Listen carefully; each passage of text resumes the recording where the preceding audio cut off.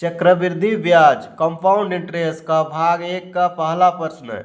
यदि 5% चक्रवृद्धि की वार्षिक दर से 2 वर्ष के बाद ₹441 प्राप्त होते हैं तो मूलधन ज्ञात कीजिए।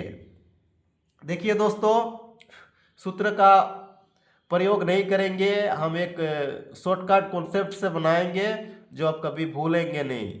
ठीक है, देखिए इसमें 5% दर दिया हुआ है, चक्रवृद्धि ब्याज का दर दिया हुआ है, 2 वर्ष समय है, और 441 जो हो जाता है वो क्या है, मिश्र धन है। पहले पहचान लेना है अच्छी तरह से, वो मिश्र धन दिया हुआ है, मूलधन निकालना है।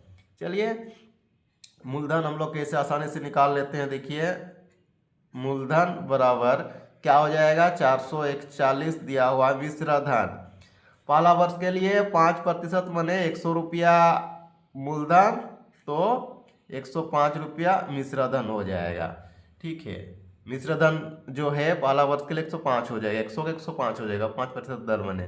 105 नीचे और 100 ऊपर क्यों हुआ ये तो समझ गए होंगे। देखिए, जो दिया हुआ है मिश्र धन वो हमेशा नीचे होगा, ऊपर दिया हुआ तो नीचे होगा, क्योंकि ऊपर नीचे मिश्र धन कट जाएगा।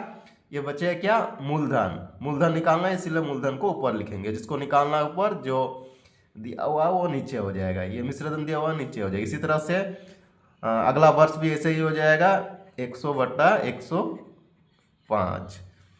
अब देखिए इसको कट जाएंगे 20 से 21 से, ये 20 से 21, 21 441 हो जाता है।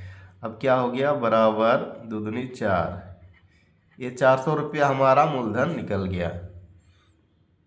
अगला प्रश्न 2, 8,000 रुपये का 3 वर्ष का 5% वार्षिक ब्याज की दर से चक्रवृद्धि ब्याज क्या होगा। चक्रवृद्धि ब्याज निकालना है, 8,000 रुपया क्या दिया हुआ है, मूलधन है, 3 वर्ष समय है, 5% वार्षिक ब्याज है। ठीक है, तो चक्रवृद्धि ब्याज निकालने के लिए सबसे पहले हम लोग निकालेंगे मिश्र धन, अमाउंट निकालेंगे।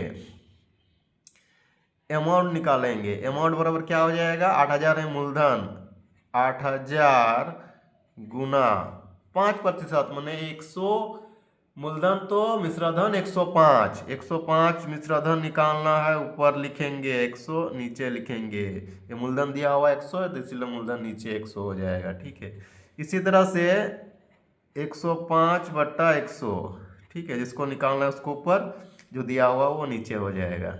मैंने ये मूलधन दिया हुआ था, इसमें मूलधन 100 नीचे हो जाएगा। इस तरह से अगला वर्ष, तीसरा वर्ष का क्या, 105/100 हो जाएगा।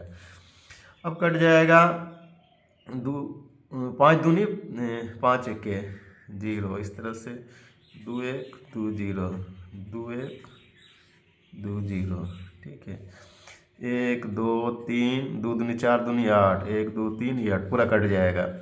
अब 21 गुना 21 क्या हो जाएगा, 9,261 गुना कर लीजिएगा। अब हमारा कंपाउंड इंटरेस्ट यानी कि चक्रवृद्धि ब्याज निकालना है, तो क्या हो जाएगा, ये 61 जो टोटल मिश्रधन है उसमें मूलधन घटा देंगे, जितना लगा था वो घटा देने से हमारा जितना इंटरेस्ट मिला वो निकल जाएगा, 1261 रुपया हमारा निकल गया चक्रवृद्धि ब्याज।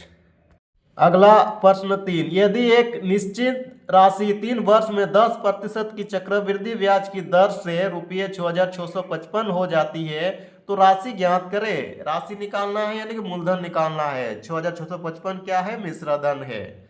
ठीक है, मूलधन यानी कि राशि। चलिए, इसमें राशि लिखा हुआ है तो राशि लिखते हैं। राशि क्या होगा, ये दिया हुआ है 6,655, ये मिश्रधन है। ठीक है, हो जाती है, तो दर क्या है, 10%, माने 100 रुपया मूलधन तो मिश्रधन 110। ठीक है, मिश्रधन नीचे होगा, मूलधन ऊपर होगा। इस तरह से 3 वर्ष से 100/110 गुना 100/110, 1 2 3 0 कट जाएगा, 1 2 3। ठीक है, अब ये 11 से कटेगा, 11 छक्के 66, 5 उतरेगा नहीं जाएगा, 0 रहेगा, 5 55, 11 पचे 55, 11 पचे 55, 11 पचे 55, यानी कि 5 हो गया।